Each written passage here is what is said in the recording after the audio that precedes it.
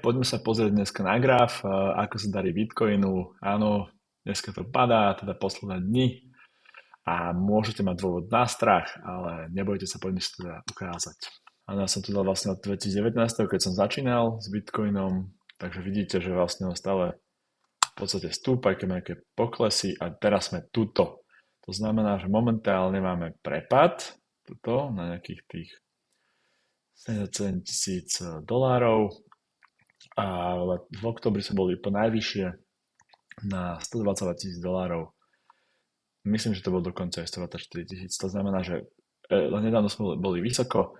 Keď sa pozriete, tak také niečo sa stalo aj v roku 2024, v decembri, keď bol vysoko, 106 tisíc, potom padol na nejakých 84 tisíc a zase sa vyšklbal hore. Čiže trošku toto Bitcoin robí, ale keď sa pozriete, napríklad tá moja situácia bola taká, že ja som si kúpil moje prvé Satoshi, teda časť Bitcoinu v 2019, kedy v júni.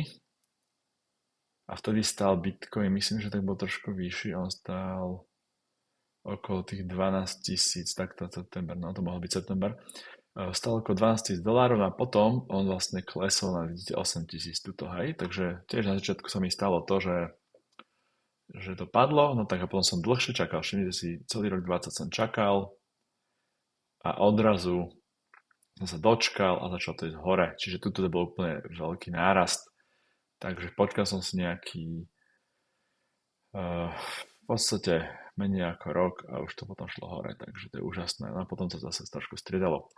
A toto Bitcoin robí, čo je podstatné ho kúpovať pravidelne a priemer dávať si cenu. Pozrieme si ešte market cap, to znamená, koľko peňazí v dolároch je v Bitcoine. Hovorí sa, že je okolo 2 triliónov dolárov, to sú vlastne 2 bilióny v Európe, tie trilióny.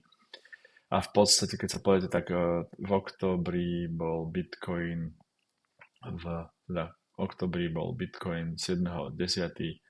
Najvyššie 2,4 trilióna dolárov bolo v tom peňazí. Teraz to padlo 1,5 trilióna peňazí. Čiže 1 trilión proste odišiel behom proste zo pár mesiacov, 3 mesiacov. Ale keď sa na to pozrieme, tak ešte v roku 2024 v júni tam bolo len 1 trilión peňazí. Áno? A potom už boli odrazu 2. Takže ono to stále není také zlé, ako to vyzerá.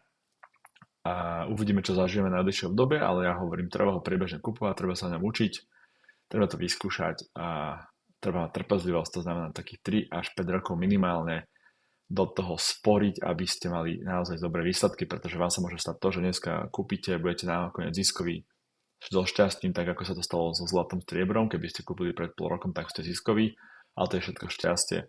To znamená, že ak to chceme robiť dlhodobo pravidelne a nechceme to nechať na nejakú náhodu, tak treba mať horizont investičný, ja by som povedal 5 rokov plus, ideálne 10. Vtedy by ste mali byť z Bitcoin úplne najlepšie na tom zo všetkých aktív, ktoré môžete kupovať.